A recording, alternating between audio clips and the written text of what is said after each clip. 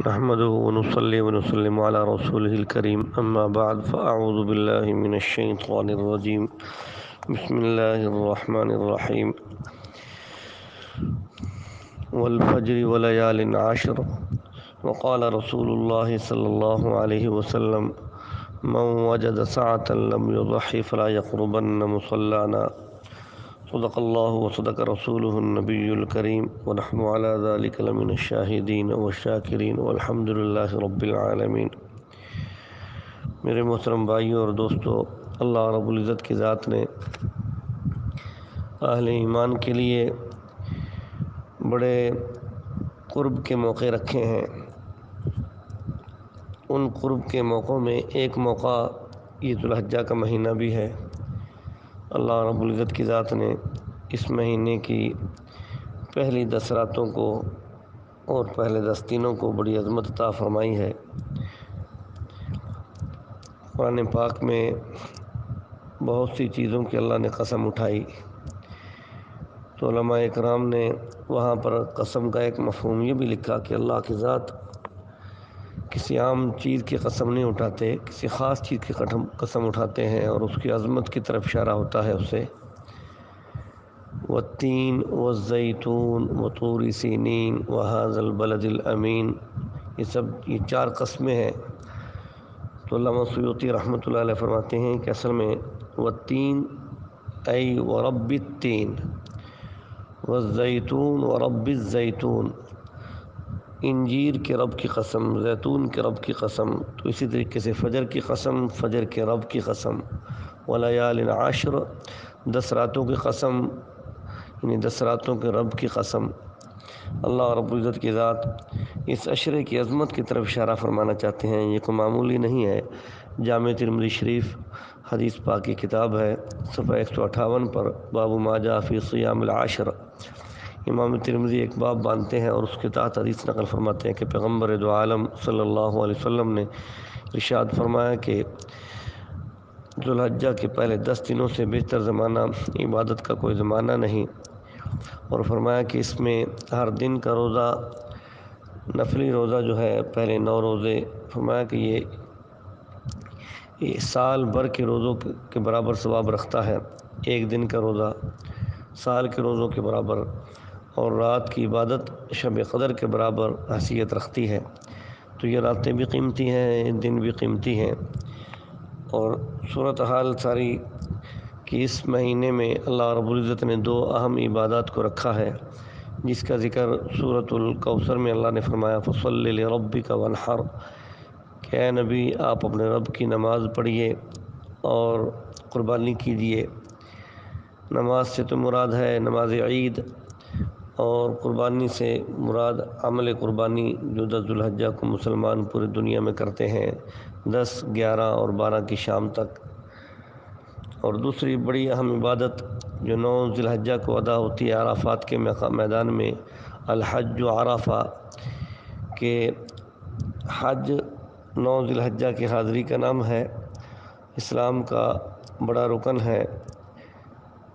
اللہ رب العزت نے وَأَذِّن فِي النَّاسِ بِالْحَجِّ، حضرت ابراہیم کو فرمایا تھا کہ آپ اعلان کر دیجئے لوگوں میں حج کا۔ تو حج اس مہینے کی اہم عبادت، اور دوسری قربانی اہم عبادت ہے۔ اللہ رب العزت نے حاجی کے لیے قیامت کے دن شفاعت کا حق رکھا کہ وہ 400 افراد یا 400 گھرانوں کی سفارش کرے گا۔ تو قربانی کرنے والے کے لیے اللہ رب العزت نے فرمایا کہ قربانی کے جانور اپنے کھروں اور اپنے سینگوں کے ساتھ اس کے لیے میزان عمل میں لایا جائے گا اور تولا جائے گا، تو اس کے لیے ثواب کا باعث بنے گا۔ اس کے ہر بال کے بدلے میں اس کو ایک نیکی ملے گی۔ صحابہ اکرام نے سوال کیا کہ اون کے بدلے میں کیا ملے گا؟ تو فرمایا کہ اون بھی تو بالوں سے بنتی ہے، تو اون کے بھی بکل شعرۃ من الصوف حسنہ، تو اون کے اندر بھی جتنے بال ہیں ہر بال کے بدلے میں ایک نیکی ملے گی۔ اللہ بڑی کریم ذات ہے۔ اللہ مسلمان کے اعمال کو قوت دینا چاہتے ہیں، اس کی کثرت کرنا چاہتے ہیں۔ اللہ بندے کو اپنے قریب کرنا چاہتے ہیں۔ چند پیسے خرچ کر کے انسان اللہ کے ہاں بہت قرب کا مقام حاصل کر لیتا ہے۔ رحمت دو عالم صلی اللہ علیہ وسلم نے جو یہ ارشاد فرمایا تھا، لا یؤمن احدکم حتی یکون ہواہ تبعا لما جئت بہ، کہ تم میں سے کوئی آدمی اس وقت تک کامل مومن نہیں بن سکتا جب تک کہ وہ میری لائی ہوئی شریعت کے مطابق اپنی خواہشات کو ڈھال نہ دے، تابع نہ کر دے۔ تو اس کا عملی نمونہ سارا سال رہتا ہے، لیکن قربانی اس کا عجیب ایک ظاہری نمونہ ہے کہ مال کو قربان کر کے جانور کو کی صورت میں اللہ کے سامنے خون بہا کر انسان رضا الہی کا طالب ہوتا ہے اور یہ بتانا چاہتا ہے کہ یا اللہ میری جان تیرے لیے، میرا مال تیرے لیے، میری اولاد تیرے لیے، میرا گھر تیرے لیے، سب کچھ تیرا ہے، تو تیرے نام پہ قربان کرنے کا جذبہ رکھتا ہوں۔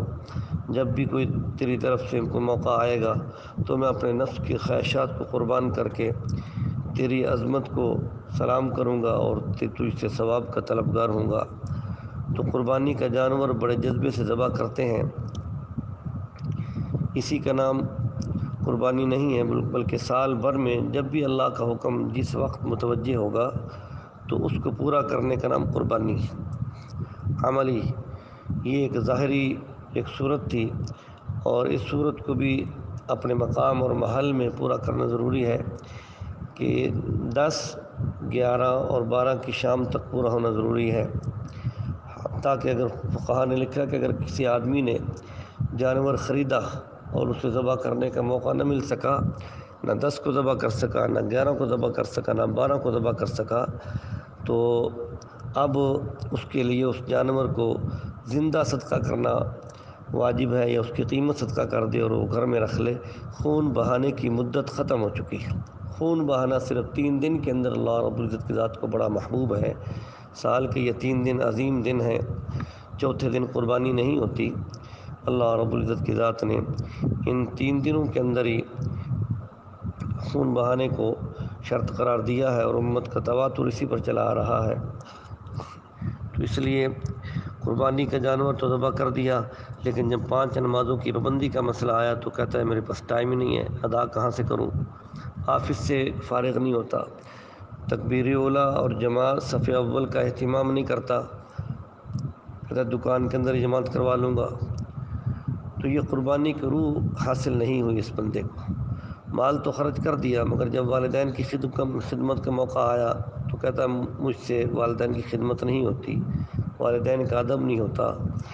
گویا قربانی سے پوری زندگی کا رخ پلٹنا چاہیے تھا کہ آئندہ کبھی گناہ نہیں کروں گا، داڑھی نہیں کٹواؤں گا، سود نہیں کھاؤں گا، رشوت کا عمل نہیں کروں گا، حرام کاریوں سے بچوں گا، اپنے بہن بھائیوں کا حق نہیں دباؤں گا، تمام جو جرائم تھے جن سے اللہ کے حکم ٹوٹتے، شریعت کے احکام متاثر ہوتے، ان سے میں بچوں گا۔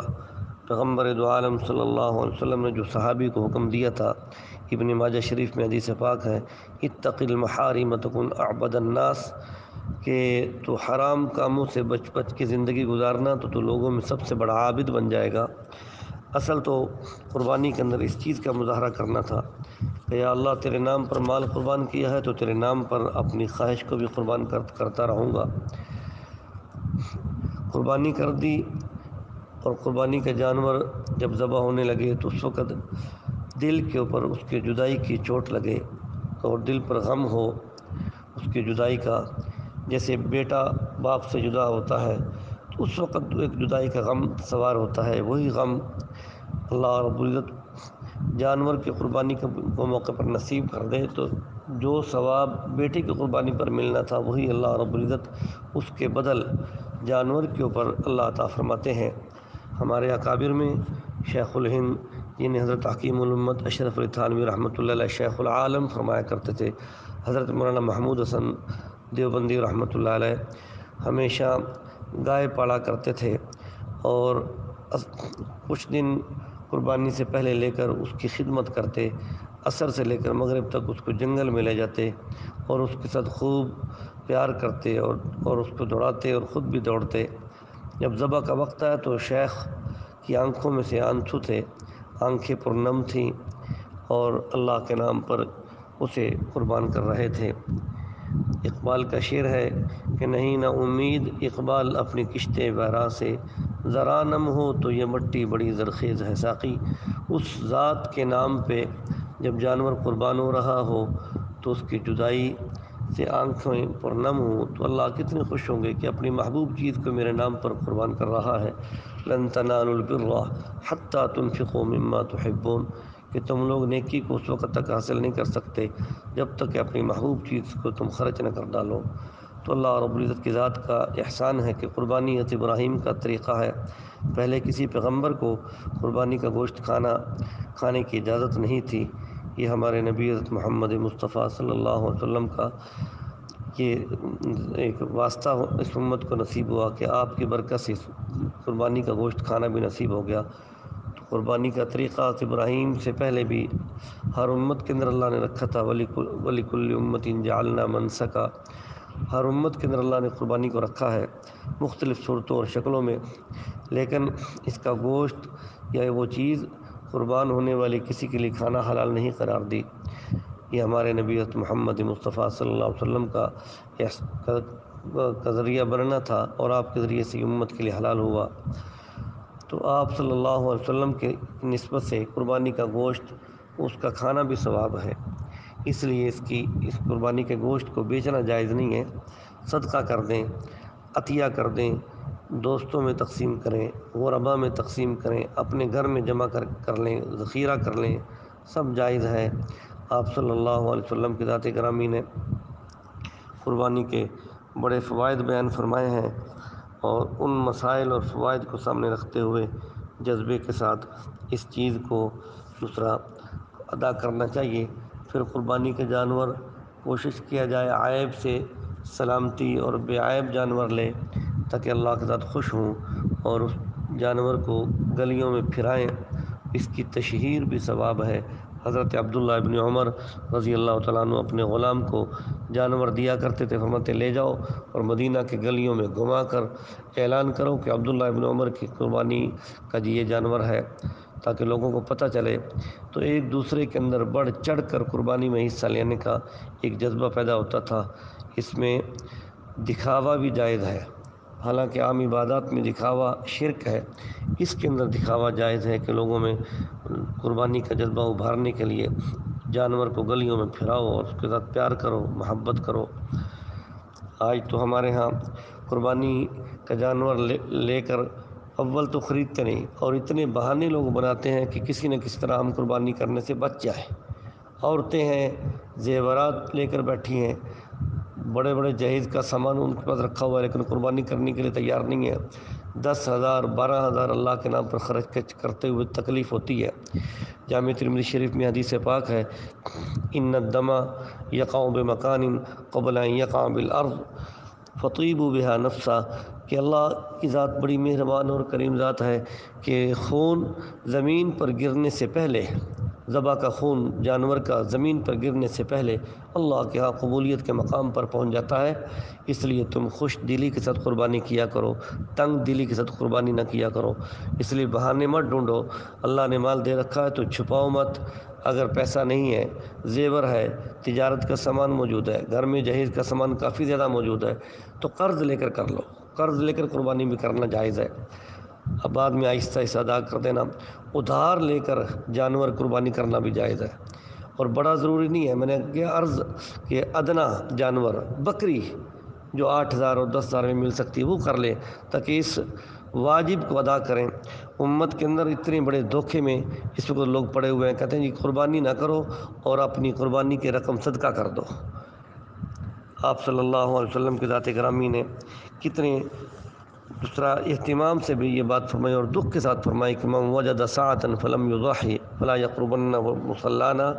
ابن ماجہ شریف کے حدیث پاک ہے کہ جو آدمی صاحب وسعت ہو وہ قربانی نہ کرے تو وہ ہماری عیدگاہ کے قریب مت آئے۔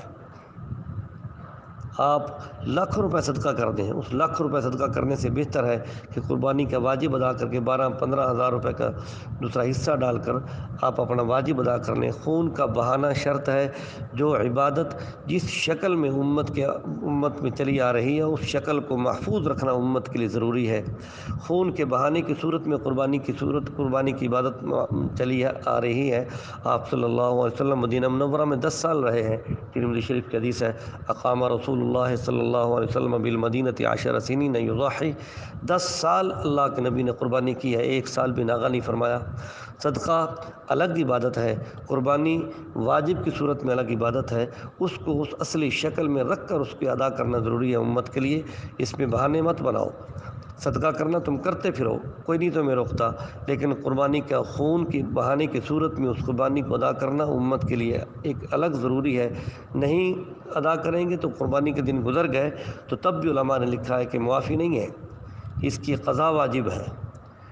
اگر مر گیا بندہ تو تب بھی اس کے مال میں سے قضا قربانیوں کے ایک متوسط جانور بکری کی قیمت نکال کر صدقہ کی جائے گی۔ اس لیے اس واجب کو واجب سمجھیں اور اس کا مذاق مت اڑائیں۔ جو عمراء ہیں اللہ ان کی عقلوں کو ہدایت عطا فرمائے، دماغوں کو ہدایت عطا فرمائے، ان کی سوچ اللہ تعالیٰ اسلام کے مطابق کر دے۔ اور اسلام تسلیم و رضا کے ماں سوا کچھ بھی نہیں، اسلام تسلیم و رضا کے ماں سوا کچھ بھی نہیں، جس وفا سے وہ خوش نہ ہوں وہ وفا کچھ بھی نہیں۔ اللہ اور اس کے رسول کی رضا اگر مقصود ہے تو اپنے ہیلے اور بہانوں کو ختم کر دو۔ یہ فیضانی نظر تھا یا کہ مکتب کی کرامت، سکھائے کس نے اسماعیل کو آداب فرزندی۔ اگر تمہیں اسلام کی غیرت اور اسلام کا حیا ہے اگر ہے تو پھر اس سلسلے میں ان حضرات دونوں کو، باپ اور بیٹے کی قربانی کو سامنے رکھتے ہوئے اپنا مال اللہ کے راستے میں قربان کرنے کو باعث سعادت سمجھیں۔ اللہ عمل کی توفیق عطا فرمائے۔ 3 رسالے میں نے بھیجے ہیں، مفتی احمد ممتاز صاحب کا رسالہ بہت عمدہ اور قیمتی ہے، اور ایک رسالہ دوسرا ایک صاحب نے تصدیق کے لیے بھیجا تھا، وہ بھی بھیج دیا ہے دارالافتاء الاخلاص کے حوالے سے، اور تیسرا والا رسالہ میرا اپنا ہے، اس کو بھی دیکھ لیں۔ کوشش فرما کہ اس مہینے کے حوالے سے، عشرے کے حوالے سے، ایک تو یہ دن اور رات کی فضیلت، اور ساتھ یکم ذو الحجہ کے چاند نظر آنے سے لے کر دوسرا 10 کی جب تک اپنی قربانی کے جانور ذبح نہیں کر لیتے اس وقت تک ناخن اور بال، وہ مرد اور وہ عورت جس کا قربانی میں حصہ ہو وہ نہ ناخن کاٹے نہ بال کاٹے۔ اس لیے 28 ذوالقعدہ یا 29 ذوالقعدہ کو اپنے بال بھی غیر ضروری صاف کر لیں اور اپنے ناخن بھی کاٹ لیں، اور حاجیوں کے ساتھ مشابہت کی صورت ہو جائے گی کہ حاجی جب احرام باندھ لیتے ہیں تو وہ نہ ناخن کاٹتے ہیں نہ بال کاٹتے ہیں، تو یہ مشابہت مستحب، واجب نہیں ہے۔ اگر کوئی بال کاٹ بھی لیتا ہے ذوالحجہ کے پہلے عشرے میں، ناخن کاٹ لیتا ہے تو قربانی کرنے والا بندہ تو کوئی حرج نہیں، گناہ نہیں ہے، ثواب نہیں ملا مستحب کا، اگر رک جائے گا تو ثواب مل جائے گا۔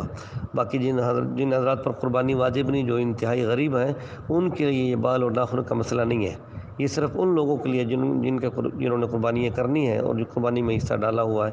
اللہ عمل کی توفیق عطا فرمائے۔ السلام علیکم ورحمۃ اللہ۔